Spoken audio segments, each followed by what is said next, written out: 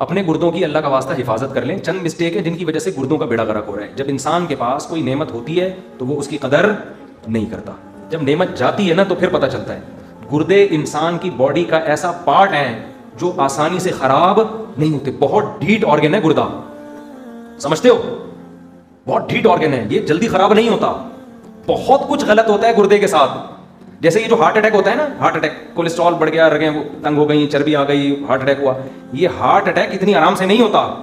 15 साल से ये बीमारी पैदा होती है कि आपकी रगें तंग होना शुरू, उनमें कोलेस्ट्रॉल जमना शुरू। 15 साल कुदरत आपको टाइम देती है कि तेरा दिल का बेड़ा गर्क होना शुरू हो गया है, अभी हम हार्ट अटैक नहीं, 15 साल तेरे पास टाइम है, तो इंसान का बच्चा बन जा, ये पराठे खाना छोड़ दे। अल्लाह माफ फरमाएगी, तो मैं भी खाता हूं। खैर, 15 साल दिल के साथ गलत होता है, ज्यादती होती है, आप अपनी सेहत का ख्याल नहीं करते, आप अपना कोलेस्ट्रॉल लेवल चेक नहीं करते, आप की तोंद निकल रही है, आप देखते नहीं हो कि यार ये हो क्या रहा है, खाए जा रहे हो। 15 साल बदतमीजी वाली लाइफ गुजारने के बाद हार्ट अटैक होता है और दिल आपका कहता है भाई अब मैं, मामला मेरे बर्दाश्त से बाहर है, तू तो इंसान का बच्चा बनेगा नहीं, तो निकल पतली गली से, चल शाबाश। तो ये ऐसा ही नहीं हो जाता बैठे ठा। बाज़ दफा ऐसे भी होता है, लेकिन वो केसेस कम है। वो डॉक्टर लोग ही बोलते हैं कि हमारे दिमाग से जो करंट आ रहा है दिल की तरफ, वो डिस्कनेक्ट हो जाता है, ठा। वो खुद ज़ाहिर अल्लाह से तो कोई नहीं लड़ सकता ना। अच्छे सेहतमंद लोग जिनकी मेडिकल रिपोर्टें बिल्कुल 100% सही थी, बैठे बैठे अटैक से मर जाते हैं, वो तो कुदरत की तरफ से होता है ना, वो हजारों में कोई एक है। नॉर्मली जो हार्ट अटैक से लोग मर रहे हैं, तो वो, ये आखिरी बात है बस, इसके बाद मैं अपने बयान को खत्म करता हूँ, ये पर्चियां फिर बाद में दें, बहुत लंबी बात हो गई है ना। तो नॉर्मली जो लोग हार्ट अटैक से मरते हैं तो एकदम नहीं होता, क्योंकि चर्बी जमना शुरू होती है, चिकनाई जमना शुरू होती है आपकी रगों में, तो वो 15 साल से जम रही होती है, समझ रहे हैं? और आप फोड़े जा रहे हैं, पराठे भी फोड़ रहे हैं और घी भी फोड़ रहे हैं, और देसी घी भी नहीं, ये ऑयल फोड़ते जा रहे हैं, और फिर रात को 12 बजे आप फोड़ फाड़ के लेट जाते हैं, ठीक है ना, सो जाते हैं आप। एक्सरसाइज नहीं है, वॉकिंग नहीं है, फास्टिंग नहीं है, जो भूखा रहना, ये सब चीज़ें कुछ भी नहीं है आपकी लाइफ में। 15 साल तक कुदरत आपको मोहलत देती है। उसके बाद दिल तो ऐसी ज़बरदस्त मशीन है, माँ के पेट में जिस दिन से धड़कना शुरू होता है 70 साल तक धड़कता है। ऐसी मोटर अल्लाह ने हमारे सीने में लगा दी है। बहुत पावरफुल अल्लाह ने ये ऑर्गन दिया है जो जिसको दिल कहा जाता है। ऐसे ही थोड़ी लोग अपनी महबूबा को देते हैं। गुर्दे क्यों नहीं दे देते, फेफड़े क्यों नहीं दे देते, दिल क्यों देते हैं? सबसे कीमती चीज़ क्या है? दिल। और आजकल सिर्फ देने की बातें करते हैं, देता वेता कोई नहीं, ज़हन में रखना।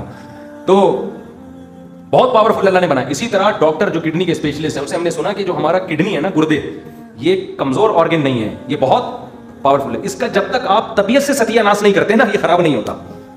इल्ला माशाल्लाह कुदरत की तरफ से कुछ हो जाए, वो तो एक बिल्कुल ही, वो तो हमारे एक बिहारी दोस्त कहते थे जब शामत आती है तो ऊंट पे बैठे हुए आदमी को कुत्ता काट लेता है। बंदा ऊंट पे बैठा हुआ है, कुत्ते की पहुंच नहीं, सीढ़ियां लगा के चले जाता है, कुत्ता काट के वापस आ जाता है। तो जब कुदरत की तरफ से ही हो तो फिर तो कोई नहीं कह सकता। बड़े बड़े सेहतमंद लोग बैठे बैठे मर जाते हैं।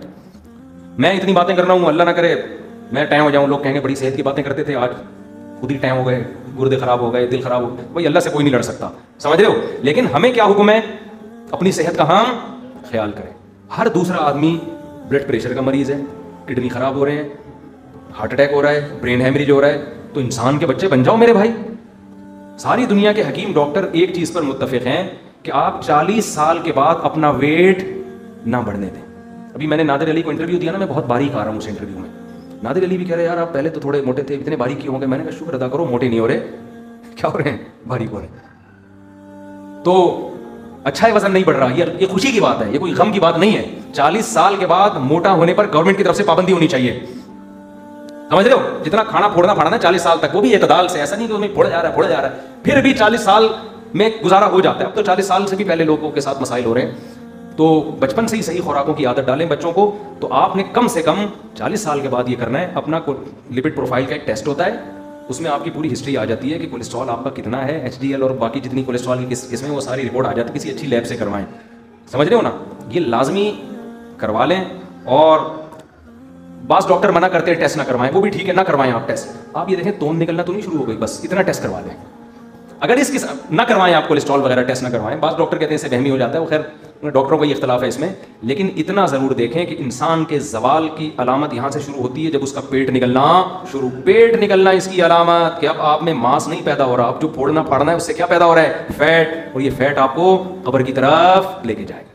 इसी फैट से, इसी मोटापे से कैंसर भी होता है। कैंसर के स्पेशलिस्ट हैं, उन्होंने मुझे बताया कि कैंसर 90% उसकी वजह क्या है? वजन का बढ़ना। वजन बढ़ने से मुराद चर्बी वाला वजन।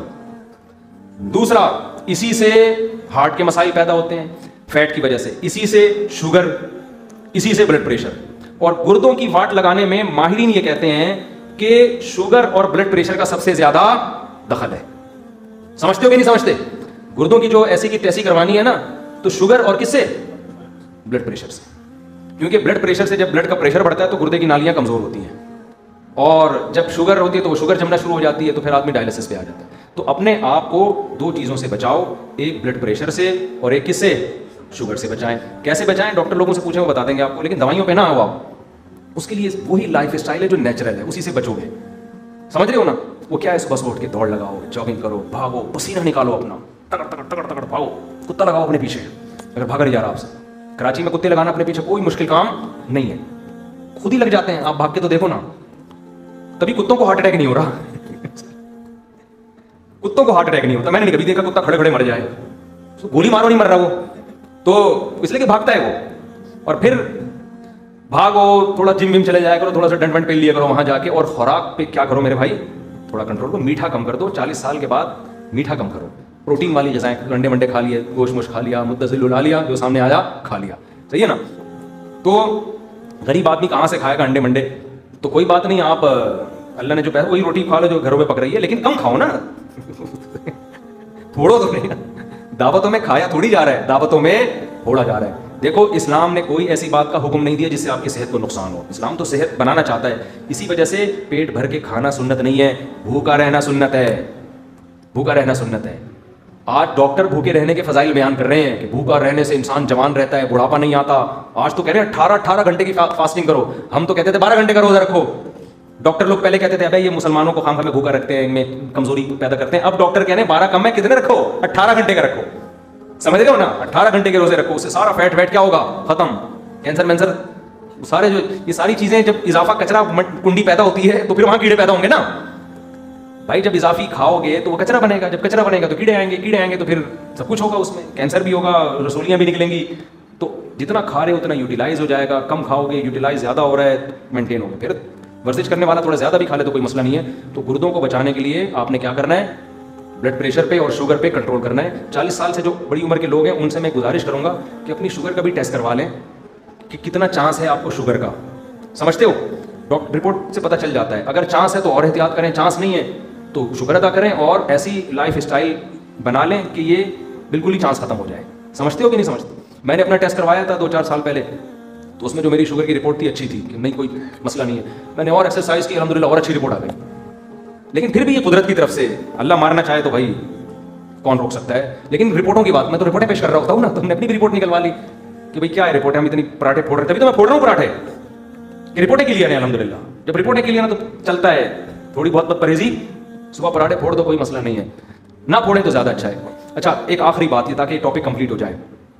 देखो, इस वक्त पूरी दुनिया के माहिरीन ये बोल रहे हैं कि खुराक में ना देसी चीजों को लेकर आए, मसनूई चीजों को, कंपनियों की बनी हुई चीजों को अपनी खुराक की लिस्ट से निकालें। देखो, ये जितनी बड़ी बड़ी कंपनियां हैं, ये ऑयल हमारी सेहत के लिए नहीं बना रही हैं, ये बिजनेस के लिए बना रही हैं। ये जो डब्बों में ऑयल बिक रहा है, आप क्या समझते हो हमारी सेहत के लिए बिक रहा है? ये पैसों के लिए बिक रहा है। इन्होंने, इनका मकसद क्या है? पैसे। दुम्बा जो अपने पीछे चर्बी लेके घूम रहा है ना, वो जो घी है, वो अल्लाह ने अपने बिजनेस को प्रमोट करने के लिए उसके पीछे घी का डब्बा नहीं लगाया, वो हमारी सेहत के लिए घी का डब्बा लगाया है। काश ये बात समझ में आ जाए किसी तरीके से। जानवर के गोश्त के साथ जो फैट होता है, वो फैट कंपनी ने बनाया या अल्लाह ने बनाया? वो अल्लाह ने इसलिए बनाया था कि इस गोश्त को कुकिंग ऑयल में के बजाय इस फैट में पका के खाओ, इसलिए बनाया था ना। और अल्लाह के इसमें कोई मफाद है? आप वो चर्बी उठा के फेंक दें, अल्लाह को कोई नुकसान नहीं है। लेकिन आप घर से कुकिंग ऑयल के डब्बे उठा के बाहर फेंक देंगे तो कुकिंग ऑयल की कंपनियां बैठ जाएंगी। इसलिए कुकिंग ऑयल की कंपनियां एडवर्टाइज पे करोड़ों रुपए खर्च करती हैं, इससे कोलेस्ट्रॉल खत्म होगा, सेहत, बच्चे भाग रहे हैं उस कुकिंग ऑयल में बने हुए पराठे खा रहे हैं, कैसी अच्छी सेहत। भाई हमें आप पे एतमाद नहीं है, क्योंकि आपने तो अपना चूरन बेचना है। अल्लाह ने दुम्बे के पीछे चक्की लगा दी कि जब दुम्बा पकाना हो तो तुम अलग से, तुम्हें कुकिंग ऑयल खरीदने की जरूरत नहीं है। ये सारी जिंदगी घी का डब्बा उठा के घूमेगा दुम्बा। कितनी टेंशन में होता है ना, आधा वजन तो उसका डब्बे का होता है जो घी का डब्बा उसके पीछे लगा हुआ है। दुम्बा उठा उठा के, जब जुम्मे ने छलांग लगानी होती है ना कहीं पानी देख के, सबसे ज्यादा टेंशन दुम्बे को डब्बे की होती है कि ये डब्बा यूं ऊपर जाएगा, पटक कर ही नीचे आगे लगेगा। सही है ना? एक दफा एक दुम्बी इसी तरह जा रही थी, उसके पीछे पीछे बकरी। दुम्बी ने जब छलांग लगाई है ना तो दुम्बी की चक्की उड़ गई। चक्की उठ के नीचे गिरी, बकरी कहती है शेम शेम शेम शेम। किसी ने कहा बकरी से, कहा तू अपनी तुमको तो देख 24 घंटे उठे रहती है ये, हैं इस पे तुझे शेम शेम नहीं आ रहा? उस बेचारी की थोड़ी देर के लिए चक्की उठी है तो क्या कह रही है, शेम। तो बाज लोग को अपने ऐप नजर नहीं आ रहे होते, दूसरे का एक ऐप नजर आता है, उस पर किसी का ये हिकायत है कि दुम्बी ने छलांग मारी, उसकी दुम उड़ गई, तो वो फौरन बकरी क्या कहती है, शेम शेम। और ये नहीं पता बकरी को कि मेरी दुम 24 घंटे उठी रहती है। तो ये उन लोगों के लिए जो दूसरों के ऐप तलाश करते हैं। तो अल्लाह मियाँ ने दुम्बे के पीछे इतनी बड़ी चक्की, घी का डब्बा लगा दिया, चर्बी ही चर्बी है उसमें, और दुम्बा सारी जिंदगी हमारी खिदमत के लिए वो बोझ उठा के घूमता है कि जब मैं कटूंगा तो अलग से घी खरीदने की जरूरत नहीं है। अल्लाह ताला ने तुम्हें हुक्म दिया कि मेरे गोश्त को इसी चर्बी पे पकाओ, मजा ना आए पैसे वापस। हमने क्या कहा, हमने इश्तिहारात देखे टीवी पे कि एक्चुअली चर्बी पता है क्या करती है, ये फैट पैदा करती है, इस फैट से कोलेस्ट्रॉल पैदा होता है, उस कोलेस्ट्रॉल वो जगहों में जाके जमता है। एक्चुअली ना, आप ये वाला घी खाएं, इतना साफ सुथरा टीवी में आ रहा होगा, बिल्कुल शीशे की तरह चमक रहा है, ये भी नहीं पता होता कि अभी इतना चमकाया कैसे इसको, क्या सर्फ डाल के धोया इसको।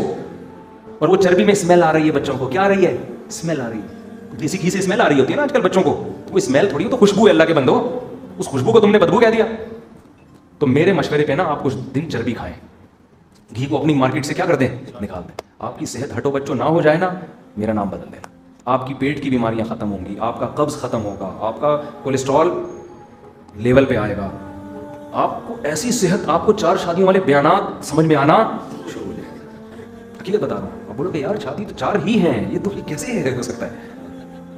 तो आप चर्बी खाएं, बैल की चर्बी खाएं, गाय की चर्बी उसी गोश्त में पका के खाएं, थोड़ी सी फिर हिले जुले भी, ऐसा ना कि चर्बी फोड़ते रहे और तुम पड़े रहे वहां पे, फिर तो पड़ जाएंगे धमाके के साथ। तो हिले जुले भी, आप नेचुरल चीज़ों पे आ जाएं, देसी घी पे आ जाएं। आप अच्छा जैतून का तेल अगर खाना है तो कच्चा खाना पड़ेगा, पका के नहीं खा सकते। तो ज़रा आए तो सही ना हमारे मशवरे पर।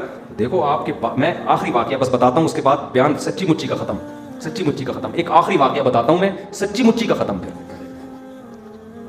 हमारे घर वालों के कहीं दोस्ती थी, कोई क्लास फेलो होते हैं ना, जैसे बचपन की कोई दोस्त होती हैं। तो हमारे जब मेरी शादी तो मेरे घर वालों ने मुझे कहा, तकरीबन 14-15 साल पुराने, कि उन्होंने अपनी किसी सहेली से मिलने के लिए जाना है, वो बड़े गरीब लोग हैं, तो मुझे कहा आप भी चलें। तो मैं चला गया घर वालों को लेके। अच्छा मैं जब उनके घर गया तो मेरे घर वालों ने बताया था बहुत गरीब लोग हैं वो, खाने को रोटी नहीं है, बहुत गरीब हैं, बहुत बहुत गुर्बत का नक्शा खींचा ना।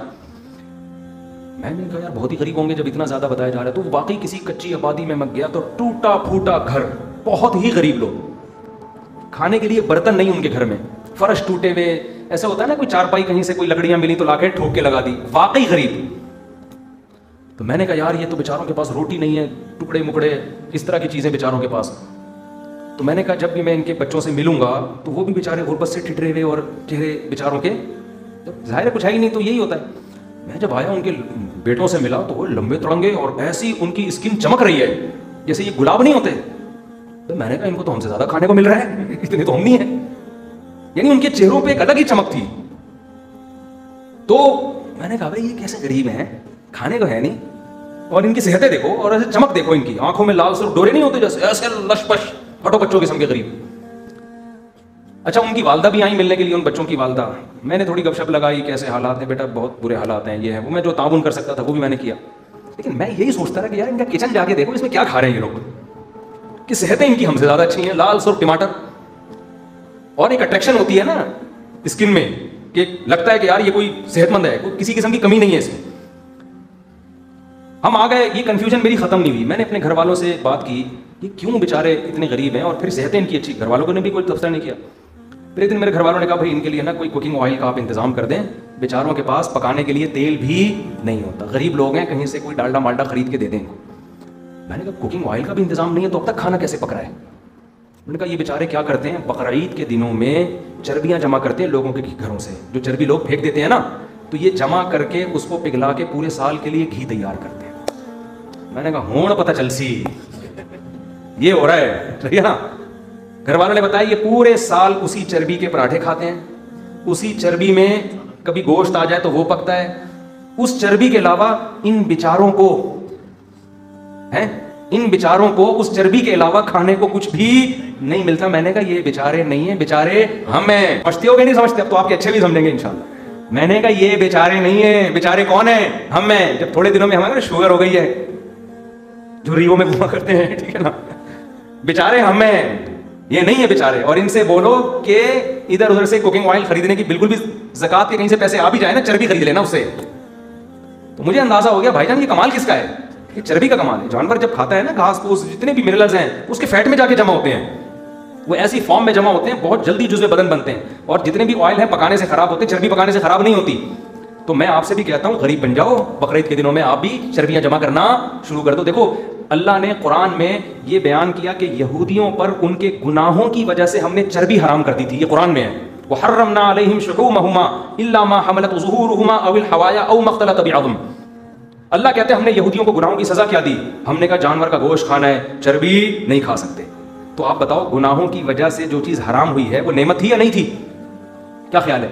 कभी किसी को गुनाह की सजा ये मिलती है कि तुम्हें गुनाह की सजा में हम चर्च पे पाबंदी लगा रहे हैं सही है ना? गुनाह की सजा में जो गोश्त खाने की इजाजत दे दी, चर्बी पे क्या कर दिया? पाबंदी। गोश्त भी बड़ी नेमत है अल्लाह की, लेकिन नहीं, क्योंकि चर्बी पे, इसका मतलब चर्बी में कुछ था ना जो अल्लाह चाहते थे ये ना खाएं। तो हम पे तो अल्लाह ने चर्बी पे पाबंदी नहीं लगाई, लेकिन हमसे कुछ गुनाह मेरा ख्याल है ऐसे हुए हैं कि अल्लाह की पाबंदी के बावजूद अमलन हम उसको हराम समझना, अल्लाह ने पाबंदी नहीं लगाई फिर भी हम अमलन हराम समझना। मैं तो जब घर में गोश्त लाता हूँ ना उसको बोलता हूँ थोड़ा चर्बी डाल, रवाज डाल इसमें। बिरयानी जब हमारे घर में पकती है मैं घर वालों से बोलता हूँ ऑयल ना डालना, इसी की चर्बी में बिरयानी बनाओ, मज़ा ना आए खुदा की कसम पैसे वापस। अब कसम उठा लिए मैंने, ऐसा ना पैसे मांगने आ जाए तो ये साबित करना पड़ेगा कि मज़ा नहीं आया। कैसे साबित करूँ? मैं कहूँगा आया, झूठ बोल रहे हो तुम, मज़ा आया, तुम झूठ बोल रहे हो, मज़ा नहीं आया। में चक्की वाले दुम्बे ज़बा करे उनको पका पका के खाए, ऑयल बिल्कुल ना डालो उसमें, पेट भी सही होगा तो इंशाल्लाह मज़ा आएगा। अगर कोई डॉक्टर कहता है मुफ्ती साहब गलत बातें कर रहे हैं तो मैं आपको ऐसे डॉक्टरों के हवाले दे दूंगा तलाश करके जो कहेंगे मुफ्ती साहब बिल्कुल सही बातें कर रहे हैं। डॉक्टरों में भी इख्तिलाफ है, जो ज़्यादा मौक़िक़ हैं वो यही कहेंगे जो मैं कह रहा हूँ आप। लेकिन चलो फिर भी ऐसा ना चर्बी ही फोड़ते रहो बैठ के, और इतना से शुरू करो जितना हजम कर सको। चर्बी में गोश्त पकाना है, गोश्त में चर्बी पका के ना खाना शुरू कर दो, कहीं वो ज्यादा हो जाएगा, समझ रहे हो? पराठे बनाओ उसी चर्बी में, नहीं आता तो देसी घी कर लो। अब गरीब आदमी क्या करे? तो गरीब आदमी फिर वो तो गरीब लोग ही कर रहे थे ना, ये गरीब लोग कर रहे थे, मसले तो मालदारों के साथ हैं। तो ऑर्गेनिक चीजें, देसी चीजों पे आओ, इंशाल्लाह सेहतें अच्छी होंगी।